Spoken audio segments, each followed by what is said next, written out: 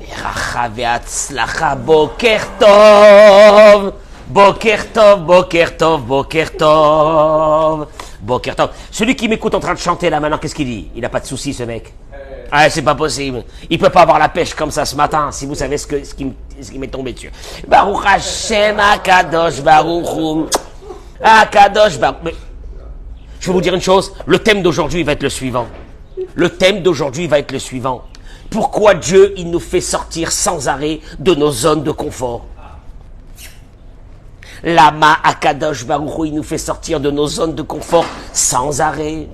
Il peut pas nous lâcher un peu. Il peut pas nous laisser tranquille un moment. Lama. Ça va être le thème d'aujourd'hui. Alors j'attends que nos amis se Boker Tov à tous ces tzaddiket et tzaddikim qui se connectent avec nous ce matin et qui vont partager ce cours ce matin, Be'ezrat Hashem. Alors pour la réfoua Shenema d'abord. Alors, Monique Esther Batodet. Jocelyne Batoraïda. Joël Tihila Batodet. Lise Noémie Batjudi Frecha. Esther, Colette Batmissa. Liora Bataziza. André Yosef. Ben Mathilde. Daniel Ben Chaviva. Hein? Pardon? Reine Batsara. Georges Abraham Ben Simon. Ben Simon. Et pour la réfoua Shelema de Meir Ben Jimol. Et les Ilou Nishmat Myriam, Amari Magui, Bat Julie. Et je reviens pour la réfoua Shelema de Abba Marie Rabbi Avram Bar Simcha Julie. Bishar Kol Chol Amecha Israël. Sarah, c'est quoi ça? C'est la réfoua Shelema.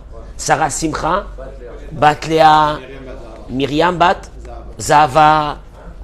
Alors Boker Tov ce matin, grosse canicule en Israël.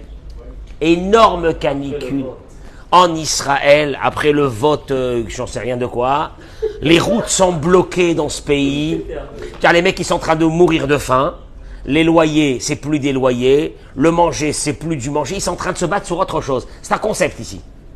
C'est-à-dire que il n'y a rien qui va, mais ils se battent sur de grandes choses qui est la justice. Enfin, c'est des fous. Bon. Voilà que, écoutez-moi bien parce que c'est énorme ce matin. Vaïdaber Hachem el Moshe les morts. Dieu s'adresse à Moïse. Moshe Rabbeinu va partir de ce monde dans quelques jours. Et il lui dit, écoutez-moi bien ce qu'il lui dit. Ça y est, Moshe va partir. Nekom nikmat, partagez parce que ça va être du miel. Aujourd'hui, du miel. On a tous des soucis, des problèmes. On n'en peut plus de la vie. Mais je vais vous donner une piqûre de vitamines. Vous allez repartir, vous allez voir comment ce matin. Nekom nikmat bene Israël, mais et à Midianim. Prends la vengeance des enfants d'Israël contre les Midianites. En deux mots, qu'est-ce que Dieu demande à Moïse? De faire la guerre contre qui? Une dernière guerre. Contre les Midianim qui se sont battus contre le peuple d'Israël. Achar, et après, Teasef el Amecha. Tu partiras de ce monde. Olivier, je traduis les mots. Dieu dit à Moshe, après cette guerre, tu t'en vas. C'est clair ou non? Maintenant, Moshe, il entend ça. Qu'est-ce qu'il devrait faire? Ah, je vais retarder la guerre pour diverses raisons. Hein? Eh oui, pour diverses raisons, je vais retarder la guerre. Parce que plus je retarde la guerre, et plus je resterai. C'est normal. Oui ou non? Vaïdaber Moshe l'âme, tout de suite. Moshe parle au peuple. Et Chaltsumi techem anashim letzava, armez de parmi vous des hommes pour l'armée, et qu'ils soient contre Midian, pour porter la vengeance de l'Éternel contre Midian. Tout de suite. Moshe, un peu de doucement, un peu de pondération, Moshe. Il y a le temps, ça va. Dieu, il t'a pas dit, fais la guerre contre Midian maintenant. Il t'a dit, tu feras la guerre contre Midian et après, tu partiras de ce monde. Traduction des mots, tu peux prendre aussi quoi? ton temps. Tu peux prendre ton temps. Qu'est-ce qu'il fait Moshe? Tout de suite, armez-vous. Vous partez en guerre. D'ailleurs, il va envoyer pour cette guerre qui? Pinchas. Le fameux Pinchas. Ben Elazar, Ben Aaron à Cohen. Il va l'envoyer faire la guerre.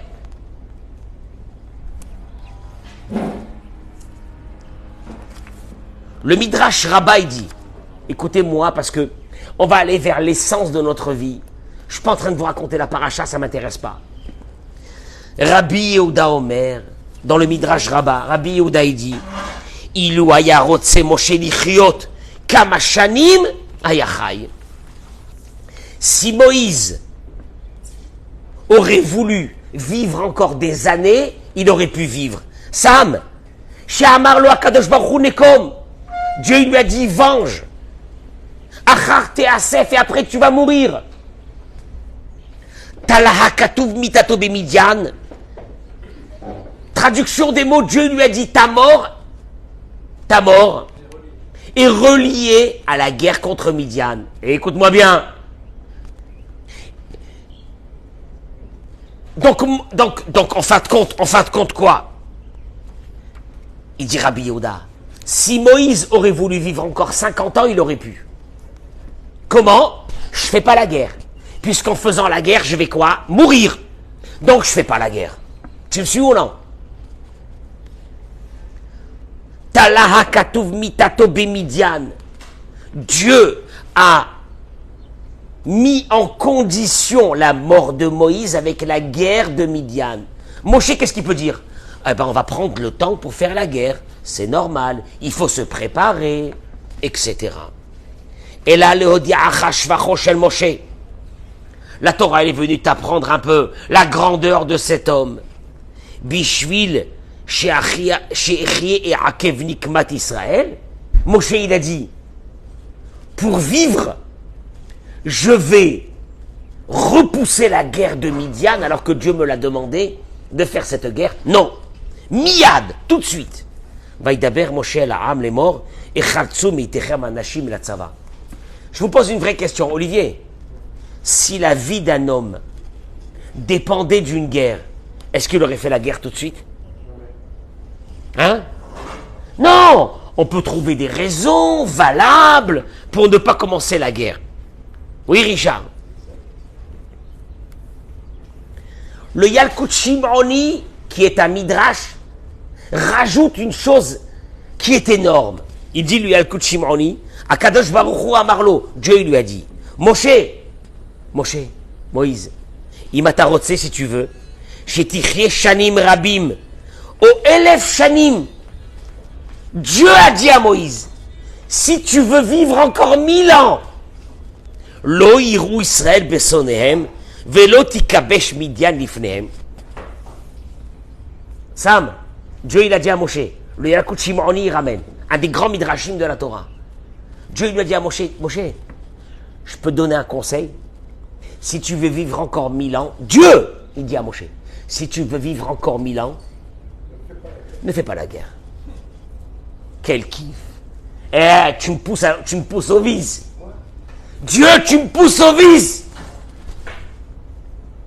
Dieu dit à Moshe, mon chéri, si tu veux vivre encore 1000 ans, ne fais pas la guerre. Tant qu'il n'y a pas... Comment? Il avait besoin de se reposer. Moshe il dit qu'il n'en pouvait plus. Dieu lui dit, écoute-moi bien, Moshe, j'ai un petit conseil à te donner. Bon, je le fais passer comme ça en aparté. Si tu veux ne pas mourir, ne fais pas la guerre. Ah, c'est Dieu qui me dit ça. Dieu me dit ça, qu'est-ce que je fais? Eric, si Dieu il vient et te dit, écoute, si tu as envie de vivre encore 1000 ans, ne fais pas ça. Moi, je joue les prolongations. Alors, la vérité, la première des choses qu'on fait, si c'est Dieu qui me pousse à ça, moi je joue les prolongations. Je joue les prolongations. Noraot. Il vient l'un de nos grands maîtres, le Rav El-Hazar, Shach, le Rav Shach, le Rosh Yeshiva de Ponevitch. Zecher Tzadik Livracha, il dit, Are Moshe Rabbeinu, Kara Olamot, Betav Kuv Tetvav Tfilot, Shitpalel Keminyan Vaetranan. Moshe Rabbeinu a fait plus de 500 prières dans la paracha de Vaetranan, en demandant à Dieu de le laisser vivant et de le laisser rentrer où? En Israël. Et tout ce qu'il a voulu rester, c'était pourquoi?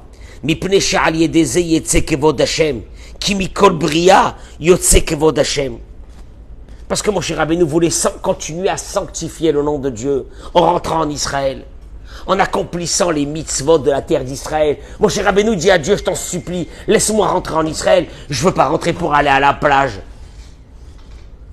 à Tel Aviv. J'ai envie de rentrer en Israël pour faire quoi? Pour accomplir les mitzvot. Et là, Dieu, qu'est-ce qu'il lui dit? Tant que tu n'as pas fait la guerre, tu vivras. Moshe Rabbeinu, qu'est-ce qu'il aurait pu dire? Il dit le Rav Shach, je vais me laisser du temps. Je ne vais pas faire la guerre. Peut-être qu'entre-temps, je vais quoi? Je vais avoir une négociation avec Dieu, à un moment donné, dans 200 ans, dans 100 ans, et je vais rentrer dans 100 ans, et je vais rentrer en Israël. Et pourtant, il dit le Rav Shach, tout de suite, Vaïdaber Moshe el-Ha'am, les morts et Chaltsu. Moshe dit au peuple, préparez-vous pour la guerre, tout de suite. Moshe Rabbeinu s'est annulé complètement. Il s'est annulé. C'est horrible. Nous, on a l'impression de dire des paroles de Torah comme ça. Imagine-toi un homme, quand on lui dit, regarde, laisse un peu passer de temps. Peut-être qu'entre-temps, Dieu, il va changer d'avis. Laisse 50 ans, laisse 20 ans. Hein?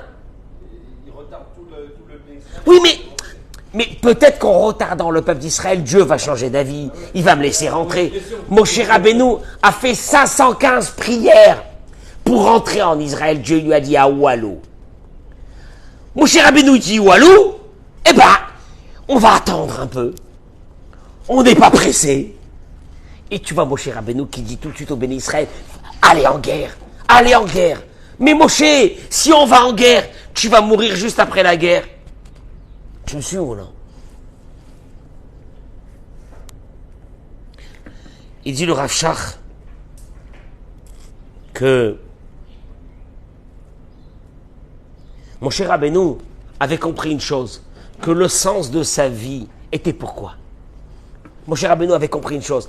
Eric, je vais arriver à une chose, Olivier, douloureuse de notre vie. Moshe Rabbeinu avait compris une chose, que le sens de notre vie, le parcours de notre vie, existe même pour une seule chose. Propager, sanctifier le nom de Dieu dans ce monde. Olivier, je te jure, elle vaut rien cette vie. Elle vaut rien cette vie. C'est des galères, c'est des problèmes, c'est des mariages, c'est des divorces, c'est des soucis. Ça n'arrête pas. Mais au fait, cette vie derrière ça, il y a quoi? Il y a une idée. Sanctifier le nom de Dieu. En shum davar. Moshe Rabbeinu dit, il n'y a rien d'autre à part la sanctification du nom de Dieu. Et que Shakadosh Baruch Hu Omer, et pour Moïse, quand il entend que Dieu lui dit qu'avec la guerre de Midian contre Midian, le nom de Dieu va être sanctifié. Chez Moïse, il n'y a rien d'autre que la sanctification du nom de Dieu. Il n'y a rien d'autre. Alors Moïse il dit, entre ma vie, Moïse, ma vie, Moshe Rabbeinu, ma vie, et la sanctification du nom de Dieu, il n'y a pas photo. Il n'y a pas photo. Je choisis la sanctification du nom de Dieu. L'imoudze, il dit le Rav Shach. Cet enseignement devrait nous apprendre une chose. La asot tafkidenu ba'olam be'emuna, d'accomplir notre but dans ce monde avec une foi totale. Velo la tête la yetzerara, les atotet les vavenu, et de ne pas donner au yetzerara de détourner notre chemin. Gamlo beshikulim shenirim ruchanim, même pas avec des considérations qui ont l'air d'être des considérations spirituelles. Je vais rester vivant. je vais encore éduquer le peuple d'Israël. Moïse va rester vivant encore 50 ans dans le désert avec eux. Non. Et là, livdok etev, maretzon Hashem itbarach mitanu, vela'asoto beshlemut. Mais de regarder dans ta vie à toi, dans ta petite vie à toi, Richard, dans ta petite vie à toi, Eric, qu'est-ce que Dieu veut de nous pour qu'on accomplisse notre but dans ce monde. Et c'est tout. Et rien d'autre. Et là, je voudrais vous amener une idée extraordinaire que le Rav nous amène ici. Oui, le but qu'on a dans ce monde. Il ramène ici, le Rav Arouche, une chose extraordinaire. Que hier soir, il était peut-être minuit et quart. Après qu'on est rentré de la petite fête qu'on a fait, je me suis posé une vraie question. Pourquoi Dieu nous envoie des soucis dans la vie? Des complications. Dis-moi, Eric, je peux te poser une question? On ne peut pas avoir une vie tranquille? Impossible. Ah, lama. Richard, on n'aurait pas pu avoir une vie tranquille? Bah, je veux dire, est-ce qu'on est vraiment des Rechaïm? Est-ce qu'on est vraiment des gens méchants pour recevoir des épreuves les unes après les autres? Et ces épreuves menacent de nous détruire. Pourquoi, Léma? Se mettre en question, c'est dans la difficulté justement qu'on se parfait et qu'on essaie d'avoir tout notre potentiel. Alors écoutez, on stagne. Sam, tu ne peux pas te poser une vraie question fondamentale de la vie. Est-ce qu'on ne peut pas être tranquille pendant 4, 5 ans, 10 ans? Mais tranquille de chez tranquille. Pourquoi pas? Pourquoi? Si tu dis que le monde est géré par Dieu, et certainement qu'il est bien fait, on ne peut pas être tranquille un moment. Il y a des personnes qui ne trouvent pas leur mazal. Il y a des personnes qui ont des problèmes avec leurs enfants. Il y a des personnes qui ont des problèmes dans le couple. Il y a des personnes qui ont des problèmes de parnassa. Il y a des personnes qui ont des problèmes de santé. Ils ne peuvent pas se poser cette question, ce n'est pas une question logique. Hein? On ne peut pas être tranquille un moment. Qu'est-ce que vous pensez? Olivier, qu'est-ce que tu penses? On ne peut pas être tranquille un moment. Olivier, on ne peut pas être tranquille un moment. On ne peut pas... Mais Olivier, Dieu ne peut pas venir te dire, Olivier, je te donne 10 ans tranquille. À tous les niveaux, tranquille, 10 ans. La malo. Il ramène ici le Rav. Partagez-moi ce cours. Partagez ça. Ça, c'est un grand cours. C'est pas. Je suis pas en train de vous faire un cours sur la paracha. Un nefesh, il dit le Rav, l'âme de la personne, qui est une partie de Dieu. L'âme. Notre neshama qui nous fait vivre. Roni, partie de Dieu, qui est en toi. Une étincelle divine qui est en toi. Kshaita bemekora mekori. Quand elle était dans son endroit, dans sa place initiale, dans le ciel avant de venir, dans un bébé, dans le ventre de sa mère. Elle voyait cette âme, elle voyait la lumière divine. Elle profitait de cette grandeur, de cette lumière divine, de l'âme, quand elle était encore en haut. Il dit les Chaora, il dit le Rav, a priori, en kirva gdola miso. Il n'y a pas une plus grande proximité que l'âme d'un être humain quand il n'est pas encore descendu et qu'elle se trouve devant Dieu. Ah, c'est beau ça! Aval Behemet, mais en vérité, écoutez-moi bien ce que je vais dire, c'est fondamental dans notre vie. Moi, je peux vous dire une chose, les paroles du Rav, ça fait déjà 30 ans que je vis avec. Je vis avec, à travers mes épreuves. Je le vis avec. Et je voudrais vous le transmettre ce matin. Parce que ça va vous donner une espérance dans la vie qui est énorme. Aval Behemet, mais en vérité. Yaïta Rechoka me aboré.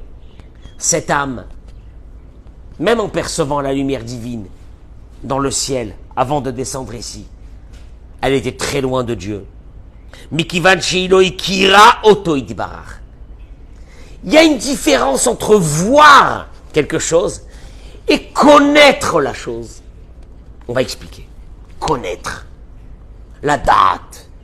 La date. Vechonenu meitecha dea bina vehaskel. On le dit dans la prière ou non? Dieu, je t'en supplie, donne-moi la dea. La dea, c'est la connaissance, c'est le savoir, qui n'a rien à voir avec le voir. Ah bon? Ça veut dire quoi? Quelle différence? Il explique. Qui a neshamara, qui a d'âme et oro. Là, notre âme, avant de descendre dans ce monde, a vu la lumière divine. Aval, miuzea meir kolkar, mahen midotav. Mais de le connaître, de savoir son fonctionnement, de savoir sa grandeur, de savoir sa force. Edze, hilo yadara. Ça, elle n'a pas su. Il dit, je vais vous donner un exemple. Imaya omed mulo adam nifla. Tu vois devant toi un homme exceptionnel, grand, beau, qui sort d'une Ferrari. Tu dis, oh là là, oh là là. Il descend d'un avion privé, tu le vois là arriver. Et Eric, qu'est-ce que tu dis? C'est qui? C'est qui? Tu viens de le voir, mais tu sais pas c'est qui. Il monte dans une Mercedes, la plus grande, la Maybach. Des gardes du corps, tu le vois, tu dis, mais je l'ai vu, mais je sais pas c'est qui. Tu peux te retrouver sur les Champs-Élysées, voir des gardes du corps avec une personne. Ils nous font rentrer dans un hélicoptère qui est descendu sur les champs. Et tu dis, celui-là, c'est quoi? C'est quoi? C'est quel pouvoir illimité? Mais c'est qui? Je sais pas. Tu le vois, mais tu sais pas c'est qui? Il te dit, le Rav, la même chose.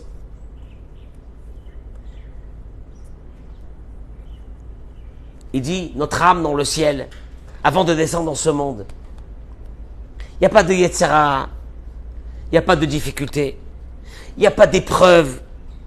Et là, Kolmouar, Beornifla, Omeraneg, elle était dans un endroit de lumière, notre âme, avant de descendre dans ce monde, de plaisir.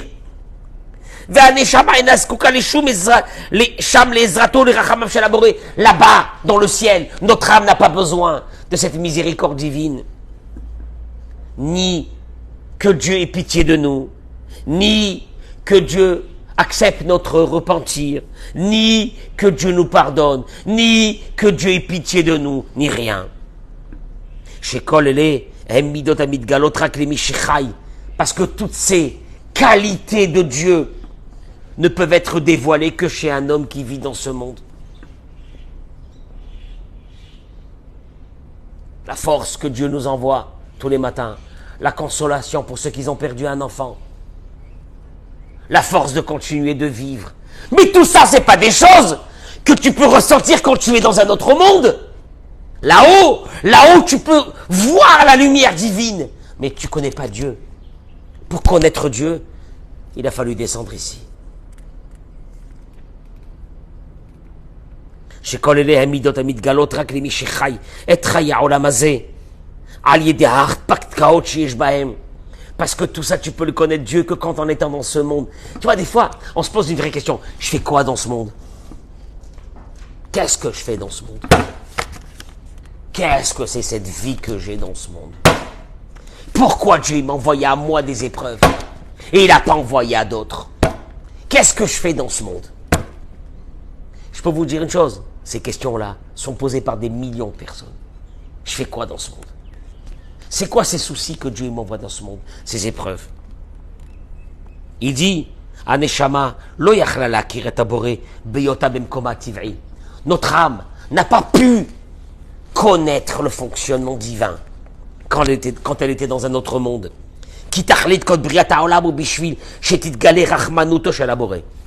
Et là, tu rentres dans une conception que tu n'as jamais compris dans ta vie. Le but de la création du monde. Et je peux te poser une question, Dieu, je peux te poser une question qui me taraude, ça fait longtemps déjà. Pourquoi tu as créé ce monde? La Mishnah, elle le dit dans ma Masechet Avot. Al kochacha atanolad. Je commence très mal. Tu es venu dans ce monde al kochacha. de force contre ta volonté. Tu vis contre ta volonté et tu vas mourir contre ta volonté. Ah, la vérité, laisse tomber. Laisse tomber. C'est quoi cette galère-là? Cette galère-là. Il y a certains qui te diront, là, les grands penseurs, il vaut mieux ne pas apporter des enfants dans le monde parce que ce monde, il est horrible. Donc, ils ont un chien. Ils ont un chien, les pauvres. Ils ont un chien. Il y en a plein ici, là, chez nous, des gauchistes. Ils ont des chiens. Ils n'ont pas d'enfants. Les gauchistes, ils ont des chiens. Ils n'ont pas d'enfants. Et ils te diront que ce monde est nocif. Ce monde est violent. Ce monde est cruel. Il ne faut pas amener des enfants dans le monde. Tu vois, les mecs, ils sont là, hein, ils sont là. Ils sont là grâce à ce que leurs parents les ont emmenés. Et ils te disent que ce monde-là, il est monstrueux. Il ne faut pas amener des enfants dans ce monde. Tu me suis, Olivier? Qu'est-ce que tu leur dis à ces gens-là? Si tes parents avaient pensé comme ça, tu ne serais pas là. C'est déjà la première chose. Mais la suite de l'idée, c'est quoi? Tachlit Briat Haolam. Nos sages dans les grands livres de la Kabbale disent le but de la création de ce monde. Bishvil Shetit Galé Rachmanuto Shel Boré. Pour que se dévoile la grandeur, la miséricorde de Dieu. Quelqu'un de normal, Olivier, comment il réfléchit? Quelqu'un de normal, comment il réfléchit? Viens, on commence depuis le début. Tu prends ta vie, David, prends ta vie. On a eu des parents, ils se sont occupés de nous. Quelle chance qu'on a eue. Puis d'un seul coup, tu te maries, tu trouves l'épouse, la femme de ta vie, le mari de ta vie. Tu te maries. Et pour beaucoup de couples, on le sait, va passer 1 an, 2 ans. Puis d'un seul coup, le laboratoire va les appeler pour leur dire que quoi? Qu'elle est enceinte. Mazal tov. Maman. Mazal tov. Ils ont attendu 2 ans, 3 ans. Il y a beaucoup de couples aujourd'hui qui ont des difficultés pour avoir des enfants. Il y a le stress, il y a beaucoup de choses qui rentrent en compte dans ça. Et voilà qu'un beau matin, tu reçois un coup de téléphone. Qu'est-ce qu'il y a? Positif. Maman, positive. C'est le mec, il a envie, il pleure. Positive, tu as un enfant. Combien de rachmanou de Dieu. Puis d'un seul coup, un matin, tu vois comment Dieu t'envoie une embellie dans ta parnassa. Tu dis, Hachem, maman, Akadosh Baruch Hu Daraba. Mais il dit le Rav, cette rachmanout de Dieu, cette miséricorde de Dieu, c'est cette expression de la miséricorde de Dieu, c'est pour lequel il a créé le monde. Ouais. Baruch Hashem. Combien de personnes que je connais, ils ont eu la maladie, et Baruch Hashem, ils ont fait un traitement, et Baruch Hashem, ils vont enterrer un jour leur docteur. Baruch Hashem, mais maman, comment? Et là, le type, il est là, il dit Hashem, comment il était avec moi, comment il m'a aidé. Quel rachmanou d'Akadosh Baruch Hu. Les livres de la Kabbale, ils disent, le but pour lequel le monde a été créé, c'est pour que Dieu exprime sa rachmanout dans le monde. Tu rentres chez toi à la maison, tu trouves des enfants à toi. Olivier, tu rentres à la maison, tu trouves ton fils là, que j'adore. Ce petit-là qui nous fait la paracha de la semaine avec une voix de cigale. Et Zerachmanout. D'Akadosh Baruch Hu, elle est infinie. Et il te dit, c'est pour ça qu'on est descendu dans ce monde. Pour que Dieu exprime sa rachmanout et qu'il nous montre sa miséricorde qu'il a vis-à-vis de l'être humain. Et Fsharak Barolam Azeh. Et ça peut être que dans ce monde. Chez Botzrichim et Rachmanout à Boré Bechol Rega Verega. Qu'on a besoin de cette miséricorde. À chaque instant. À chaque instant. Si un instant il n'y a pas la miséricorde, on est foutu. On est foutu. La reine, c'est pour cela. C'est pour cela que cette âme avait besoin de descendre dans ce monde. La tienne, la mienne. Pour que tu connaisses Dieu. Le connaître. Pas je sais qu'il existe. Le connaître. Le voir. Le sentir avec toi. Qui t'accompagne à chaque instant du jour et de la nuit. Ou Bekar. Et ainsi, Titkayem Tachalit Abria, le but pour lequel le monde a été créé, s'accomplisse. Qui veut dire quoi? Qui veut dire quoi? Que tu te lèves le matin et que tu dis, j'en peux plus Dieu de toi, j'en peux plus. J'en peux plus de tout ce que tu fais pour moi. J'en peux plus de tout ce que tu m'aides. Dieu, je t'en supplie, excuse-moi, que pendant longtemps j'ai pensé que j'étais seul. Et que maintenant je sais que tu es avec moi. Parce que j'ai vu des choses dans ma vie. Je vous assure, je vous en supplie de me croire. Il n'y a pas une chose dans ma vie qui m'arrive que je lève pas mes yeux et que je dis pas à Dieu, je t'en supplie, Todarba. Merci. Merci. Je vois mes petits-enfants rentrer à la maison le vendredi, mes petits-enfants. Pas mes enfants, mes petits-enfants.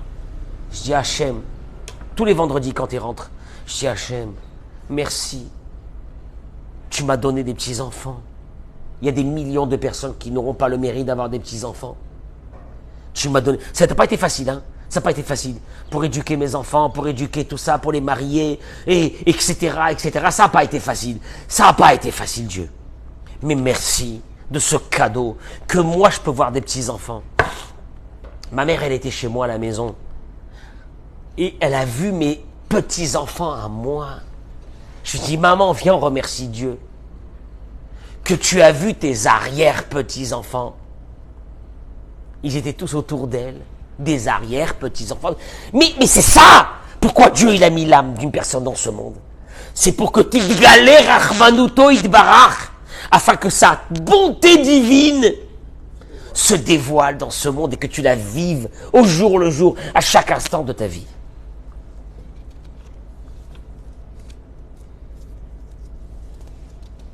Il dit, Inyan iridat aneshama la'olamazé, le but pour lequel l'âme d'un être humain est descendue dans ce monde.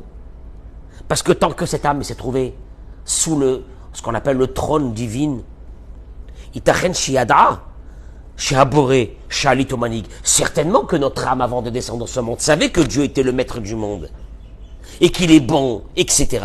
Et là, shaita zoyidia moufchetet bilvad, c'était une connaissance froide.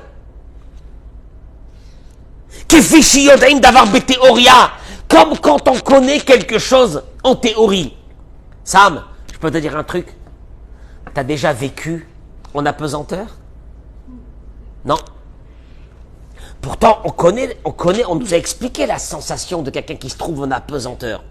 Dans la planète, dans la, comment on appelle ça, dans l'ISS là-bas, comment on appelle ça, hein? La station spatiale. Oui, on sait, tu planes. Sam, t'as vécu cette sensation une fois ou non? Jamais. On connaît beaucoup de choses, mais on les vit pas. Non, on les vit pas. L'âme, avant de descendre dans ce monde, connaissait Dieu, mais elle vivait pas avec Dieu. La reine, il dit, Bishvil, et Dieu dit à cette âme, tu vas descendre, tu sais pourquoi? Pour une chose. Pourquoi? Pour vivre avec moi. Ici tu me connais. Ici tu me vois, pardon, pas tu me connais. Ici tu me vois dans le ciel. Je vais te faire descendre en bas pour que tu vives avec moi. C'est terrible. C'est terrible. C'est terrible. L'être humain, il descend dans ce monde et dit, quelle galère. Mais quelle galère. Mais quelle galère. Mais quelle galère de ce monde. Et Dieu, il dit, regarde, tu sais pourquoi je t'ai fait descendre, je t'ai choisi parmi les milliards d'âmes qu'il y a peut-être dans le ciel. Pas pour me voir, mais pour être avec moi. Et là, il te met dans un corps matériel.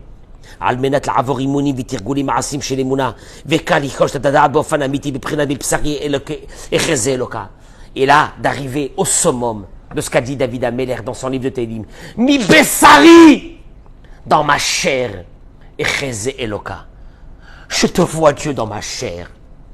Dans ma chair, je te sens. Quelqu'un qui se trouve dans l'hôpital, un malade, il est dans un lit d'hôpital, et qui dit, Dieu, je te sens, tu es avec moi, tu m'accompagnes. C'est le summum pour lequel on peut venir dans ce monde. C'est le summum. Et c'est ce but, et c'est pour ce but qu'on est descendu dans ce monde. Pas pour regarder Dieu de loin, mais vivre avec lui. La reine. Adam shelo mukhan litmoded bechayav benisyonot haemuna. Je termine avec ces mots. Une personne qui rejette les épreuves de sa vie. Elle les rejette. Elle est en colère. Elle est en colère. Elle est en rupture avec Dieu. Elle est en rupture avec la religion, etc. Il dit, une personne qui n'est pas prête à ça, ou les targel et emuna, beofan maasi bechayav. Et que quand Dieu t'envoie une épreuve, tu dis pas à Dieu, mais qu'est-ce que j'ai fait? Mais qu'est-ce que j'ai fait? Pourquoi moi? Mais tu dis à Dieu, Dieu, tu m'as choisi. Tu m'as choisi. Tu m'as choisi. Tu m'as choisi pour que je te ressente encore un peu plus fort avec moi. Qui emuna zemilachon imunim. Parce que la emuna vient du mot imunim. Imunim, c'est quoi imunim? À l'armée? Entraînement. Entraînement. Je suis venu dans ce monde pour un entraînement. Lequel? Alors t'es là et tu dis j'en ai marre. Mais j'en ai marre. Mais qu'est-ce que j'ai fait au bon Dieu? Mais j'aurais pu être tranquille dans ma vie. Mais et pourquoi moi? Et Dieu il te dit, mais t'as pas compris? Je t'ai nominé. Quoi? Qu'est-ce que tu m'as nominé? Qu'est-ce que tu m'as nominé? Je vais mourir, qu'est-ce que tu m'as nominé? Je veux vivre avec toi. Je veux que tu me ressentes. Je veux que tu me parles. Je veux avoir une relation avec toi la plus forte. Je vais être en symbiose avec toi. Tu sais comment? Ali de Haïmouna. Il termine le Rav, il dit une chose. Il dit le Rav une chose. Il dit, on vit dans un monde de Hastara. De Hastara. Hastara veut dire d'obscurité, de voile. De voile. Déjà dans un corps humain, c'est une histoire. Sam, un corps humain. Tu n'aurais pas pu me mettre dans un corps humain tranquille.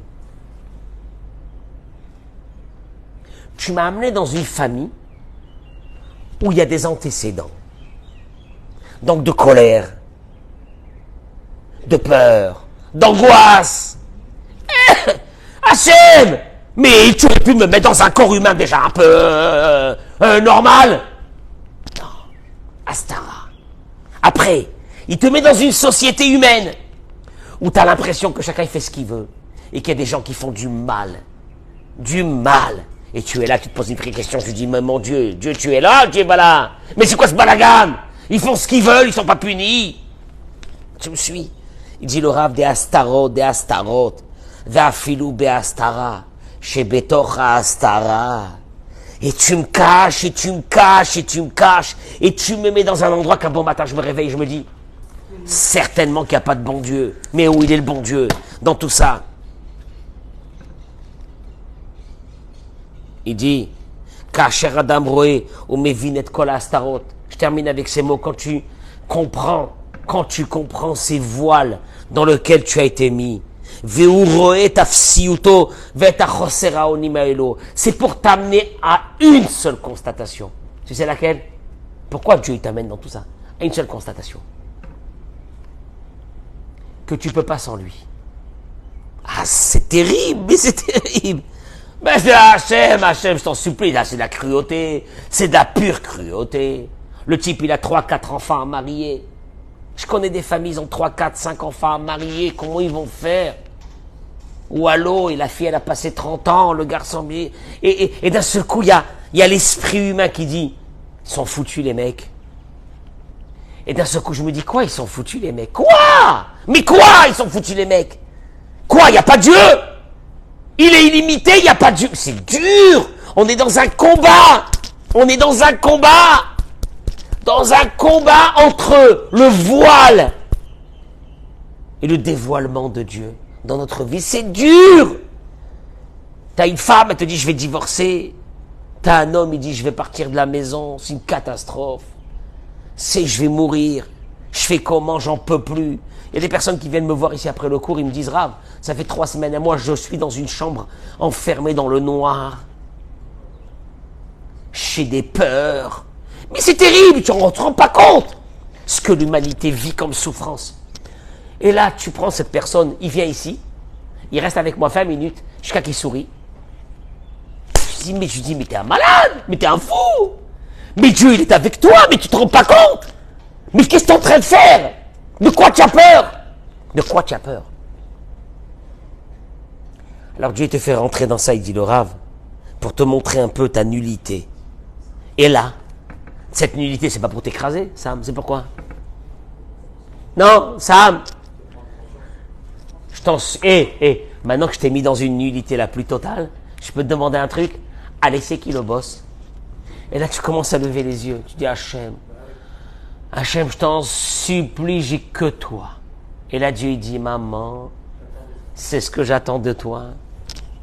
Ce qui douche Hachem. Cette sanctification de Dieu. C'est ce qu'il a fait, mon cher Rabbeinu.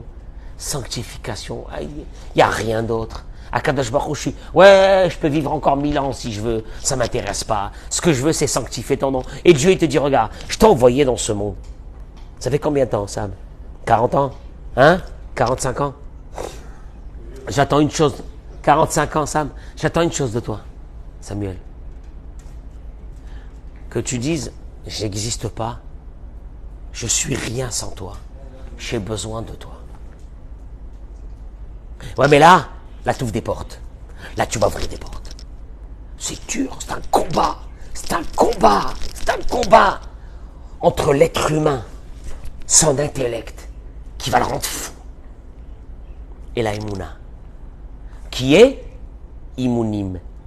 Imunim, comment on a dit? L'entraînement. Paf! Paf! Encore. Paf! Et là, tu vois d'un seul coup que l'homme a changé, la femme a changé. Qu'est-ce qu'il y a? On n'est plus les mêmes. À cause de quoi tu n'es plus les mêmes? Il dit le Rav, à cause d'une chose. Si tu n'avais pas eu des épreuves, tu ne changerais pas. Change pas, n'évolue pas. Évolue pas, aucune connaissance de Dieu dans ce monde. C'est ton compte en banque, c'était ton patrimoine, c'est ta santé, c'est ta force, c'est tout ça. Et Dieu, qu'est-ce qu'il fait? Il t'enlève une chose après l'autre. Mais il ne te les enlève pas pour te punir. Il veut une chose. C'est quand le moment où c'est qu'il y aura une vraie connexion, où c'est que tu vas dire, Dieu, merci pour tout ce que tu fais pour moi. Vous me suivez? Je vous souhaite une journée exceptionnelle. Beracha ve'atzlacha, toda rabba. Partagez ce cours, je vous en supplie, partagez ce cours. Amen, amen, amen.